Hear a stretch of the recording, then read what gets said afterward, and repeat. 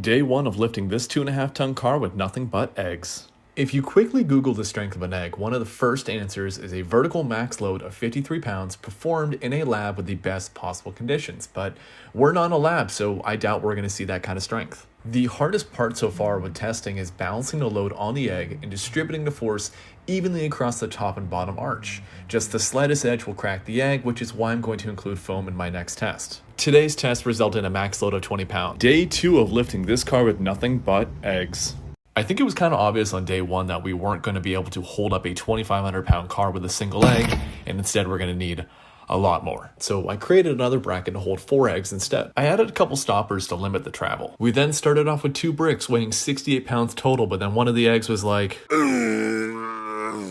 We then replaced the quitter and loaded up 3 bricks instead with a total of 102 pounds, which means that we now have a high score of 25.5 pounds per egg. Today is day 3 of lifting a 2,500 pound car off the ground with nothing but store-bought chicken eggs. I needed a better way to hold a large quantity of eggs upright, so I 3D printed 2 trays with 1/2-inch EVA foam and used bolts and tubing for guides. From previous tests, we know that each egg can handle loads of 20 to 25 pounds, meaning that these 25 eggs should easily handle 500 to 625 pounds. I was running out of weight, so I grabbed Remy and Ellie. The additional 12 pounds and 22 pounds didn't make a dent, so I grabbed my wife. I don't think I've done a squat a day in my life, so I just crawled on her back and flailed around, but most importantly, my legs aren't touching the ground. Even then, that wasn't enough, so we combined all 3, grabbed the dogs totaling 491 pounds, or 19.64 pounds per egg. I know the eggs can handle a lot more weight, so I'm going to buy more blocks and brainstorm some fixtures. Even though some of the eggs are taller than others, the foam helps even that out and distribute the force. None of the eggs cracked under the load, so they go back in the car for safekeeping. Today is day 4 of lifting this car with nothing but eggs. And I've got something to show you.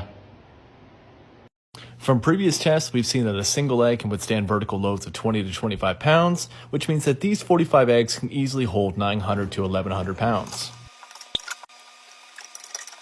I have faith in the eggs, which is why I'm going to pull both jack stands.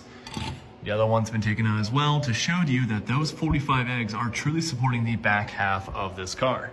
Because this vehicle is a front-wheel drive automatic and it weighs 2,500 pounds, we can estimate that about 60% of the vehicle's weight is in the front and 40% is in the rear, meaning that when I lift this car off the ground, I'm going to need to have more eggs in the front than I do in the rear.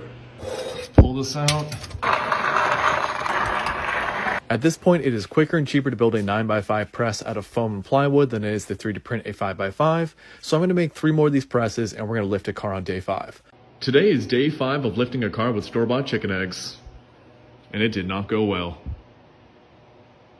If you're wondering what happened, those scissor jacks toppled over.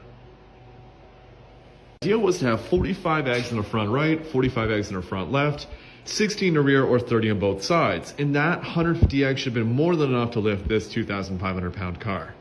And where I messed up is that when I was lowering the car so that these tires can make contact with the egg presses, I had this side of the car way too low and the other side way too high, which resulted in the center of gravity changing for the car and the whole thing just kind of sliding off the jack stands and just hitting the ground.